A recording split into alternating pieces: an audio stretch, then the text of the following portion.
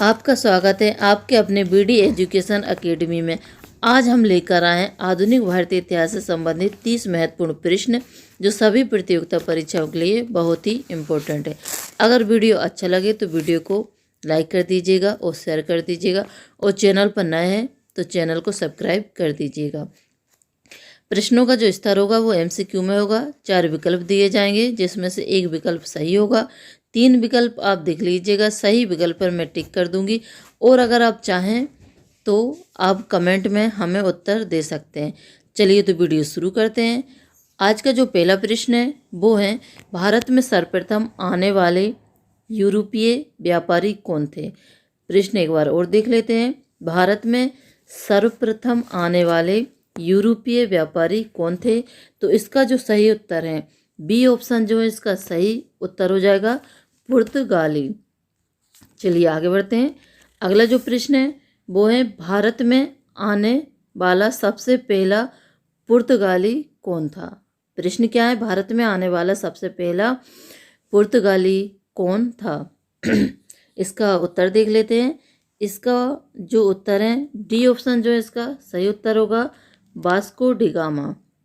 Vasco D gamma जो है भारत में आने वाला सबसे पहला पुर्तगाली था। चलिए आगे बढ़ते हैं। अगला जो प्रश्न है वो है, भारत में पहला पुर्तगाली गवर्नर था। प्रश्न एक बार और देख लेते हैं। भारत में पहला पुर्तगाली गवर्नर था। इसका जो सही उत्तर है डी ऑप्शन जो है इसका सही उत्तर हो जाएगा, फ्रांसिस्को डी अल्मीड़ा। ये जो ऑप्शन है डी ऑप्शन इसका सही हो जाएगा। चलिए आगे बढ़ते हैं। अगला जो प्रश्न है वो है, डचों ने अपनी पहला कारखाना कहाँ स्थापित किया। डचों ने अपना पहला कारखाना कहाँ स्थापित किया।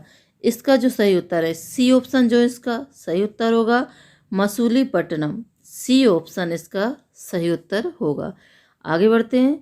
अगला जो प्रश्न है वो है, डचों का भारत से अंतिम पतन अंग्रेजों के साथ हुई किस लड़ाई से हुआ था, उनका अंतिम पतन। तो इसका जो सही उत्तर है बी ऑप्शन जो है उसका सही उत्तर हो जाएगा, बेतरा का युद्ध। ये बी ऑप्शन इसका सही उत्तर हो जाएगा। आगे बढ़ते हैं। अगला जो प्रश्न है वो है, ईस्ट इंडिया कंपनी की स्थापना कब की गई थी। प्रश्न एक बार और देख लेते हैं। ईस्ट इंडिया कंपनी की स्थापना कब की गई थी। तो ईस्ट इंडिया कंपनी की स्थापना कब की गई थी। इसका जो सही उत्तर है ए ऑप्शन जो है इसका सही उत्तर होगा, 1600 ईस्वी में ईस्ट इंडिया कंपनी की स्थापना की गई थी। आगे बढ़ते हैं। अगला जो प्रश्न है वो है, ब्रिटेन के सम्राट जेम्स प्रथम के राजदूत के रूप में जहांगीर के दरबार में आने वाला यात्री कौन था। इसका जो सही उत्तर है ऑप्शन बी जो है, टॉमस रो। ये जो है सही उत्तर होगा ऑप्शन बी। आगे बढ़ते हैं। ईस्ट इंडिया कंपनी को 3000 रुपये के बदले बंगाल में निःशुल्क व्यापार करने का अधिकार कब प्राप्त हुआ। प्रश्न क्या है एक बार और देख लेते हैं। ईस्ट इंडिया कंपनी को 3000 रुपये के बदले बंगाल में निःशुल्क व्यापार करने का अधिकार कब प्राप्त हुआ। तो सी ऑप्शन जो है 1717 ईस्वी में ईस्ट इंडिया कंपनी को 3000 रुपये के बदले बंगाल में निःशुल्क व्यापार करने का अधिकार प्राप्त हुआ 1717 ईस्वी में। आगे बढ़ते हैं। अगला जो प्रश्न है वो है, अंग्रेजों ने सर्वप्रथम अपनी व्यापारिक कोठी कहाँ स्थापित की थी। अंग्रेजों ने सर्वप्रथम अपनी व्यापारिक कोठी कहाँ स्थापित की थी। तो इसका जो डी ऑप्शन है, सूरत। सूरत में अंग्रेजों ने सबसे पहले व्यापारिक कोठी स्थापित की थी। आगे बढ़ते हैं। अगला जो प्रश्न है वो है, कलकत्ता शहर की नींव किसने डाली। प्रश्न एक बार और देख लेते हैं। कलकत्ता शहर की नींव किसने डाली। तो इसका जो सही उत्तर है ए ऑप्शन जो है इसका सही उत्तर होगा, जाव चारनाक ने कलकत्ता शहर की नींव डाली। किसने, जाव चारनाक ने। चलिए आगे बढ़ते हैं। अगला जो प्रश्न है वो है, भारत में फ्रांसीसियों ने पहली फैक्ट्री कहाँ स्थापित की? भारत में फ्रांसीसियों ने पहली फैक्ट्री कहाँ स्थापित की? इसका जो सही उत्तर है बी ऑप्शन जो है इसका सही उत्तर होगा सूरत। बी ऑप्शन जो है इसका सही उत्तर होगा सूरत। सूरत में स्थापित की, इसका बी ऑप्शन सही उत्तर होगा। आगे बढ़ते हैं। अगला जो प्रश्न है वो है यूरोपीय व्यापारियों की प्रारंभ में किसके व्यापार में अधिक रुचि थी? यूरोपीय व्यापारियों की प्रारंभ में किसके व्यापार में अधिक रुचि थी? इसका जो सही उत्तर है ए ऑप्शन जो है इसका सही उत्तर हो जाएगा मसाले। मसाले में इनकी अधिक रुचि थी। आगे बढ़ते हैं। अगला जो प्रश्न है वो है यूरोपीय व्यापारी के भारत आगमन का सही क्रम कौन सा है? यूरोपीय व्यापारियों के भारत आगमन का सही क्रम कौन सा है? इसका जो सही उत्तर है डी ऑप्शन। डी ऑप्शन जो है इसका सही उत्तर हो जाएगा।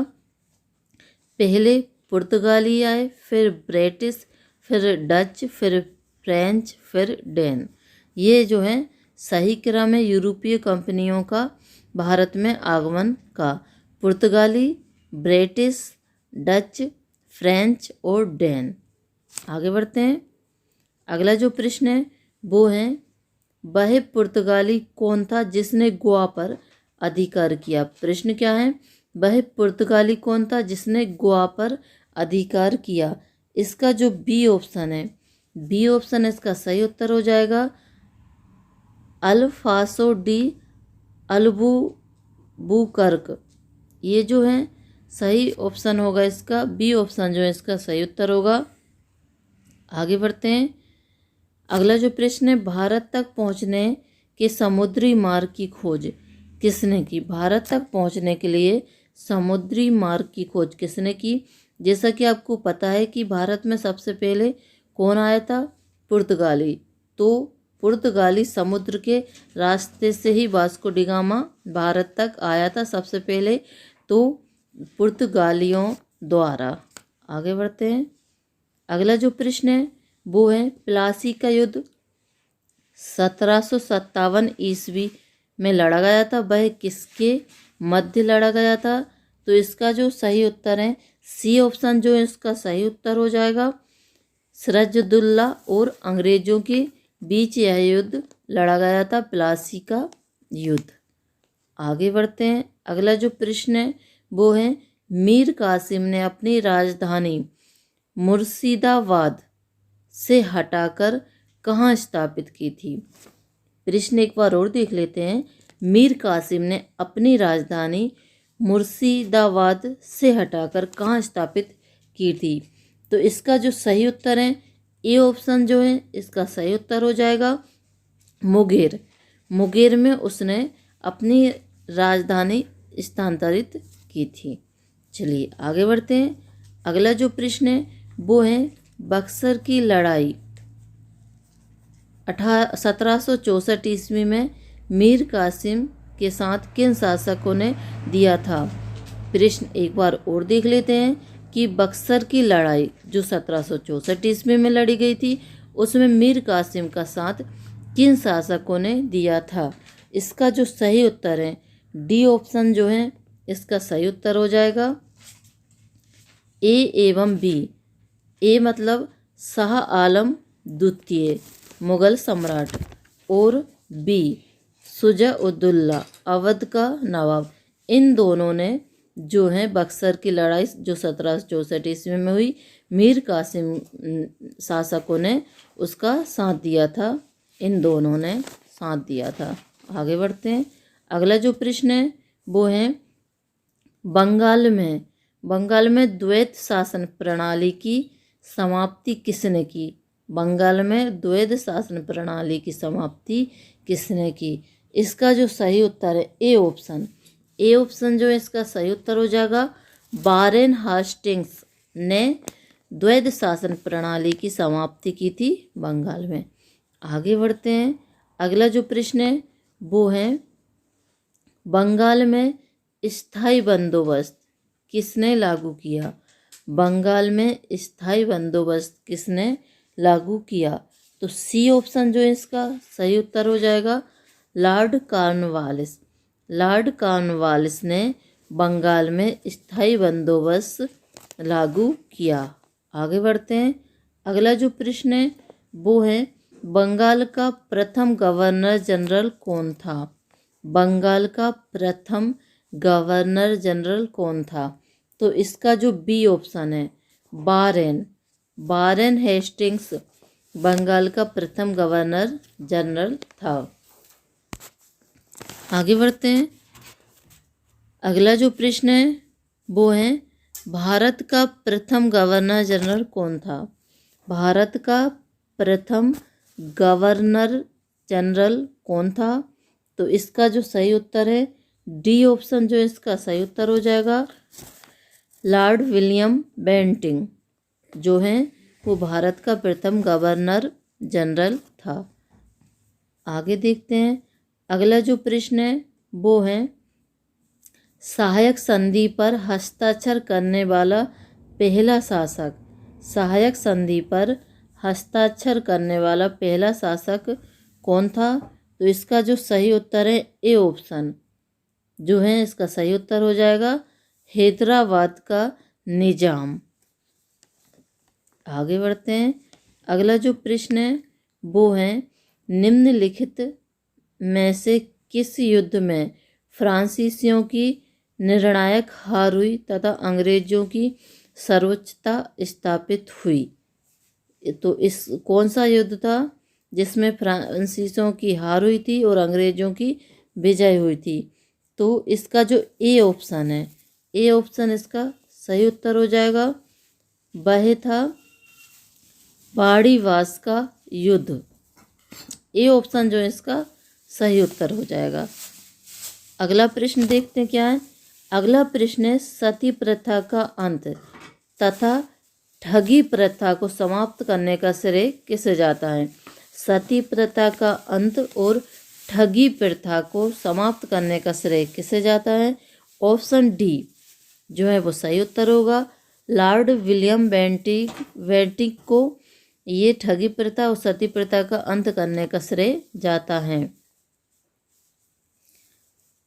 आगे हैं राज्यालय हड़प नीति और गोद निषेध सिद्धांत किसके द्वारा लागू किया गया था। तो किसके द्वारा लागू किया गया था। तो सी ऑप्शन लॉर्ड डलहौजी की हड़प नीति थी ना, तो उसी के द्वारा यह लागू किया गया था। आगे बढ़ते हैं। हड़प नीति राज्यालय सिद्धांत के द्वारा सर्वप्रथम किस राज्य को ब्रिटिश साम्राज्य में मिलाया गया था। हड़प नीति के द्वारा सबसे पहले किस राज्य को ब्रिटिश साम्राज्य में मिलाया गया था। तो ए ऑप्शन जो है इसका सही उत्तर हो जाएगा सतारा को हड़प नीति के द्वारा सबसे पहले ब्रिटिश राज्य में मिलाया गया था। आगे बढ़ते हैं। अगला जो प्रश्न है वो है भारत में आधुनिक शिक्षा प्रणाली की नींव किससे पड़ी। भारत में आधुनिक शिक्षा प्रणाली की नींव किससे पड़ी। ऑप्शन देख लेते हैं। 4 ऑप्शन दिए गए हैं, देखते हैं इसमें सही ऑप्शन कौन सा है। बी ऑप्शन जो है इसका सही उत्तर हो जाएगा 1835 ईस्वी के मैकाले मैन्यूट से। आगे बढ़ते हैं। अगला जो प्रश्न है वो है संधि विजय का श्रेय किसे जाता है। सिंध विजय का श्रेय किसे दिया जाता है। सिंध विजय का श्रेय किसे दिया जाता है। तो डी ऑप्शन जो है इसका सही उत्तर होगा चार्ल्स नेपियर को सिंध विजय का श्रेय दिया जाता है। चलिए आगे बढ़ते हैं। अगला जो प्रश्न है वो है भारत में समाचार पत्रों पर से प्रतिबंध हटाने का श्रेय किसे जाता है। तो इसका जो सही उत्तर है ए ऑप्शन जो है इसका सही उत्तर हो जाएगा चार्ल्स मेटकाफ को इसका श्रेय जाता है।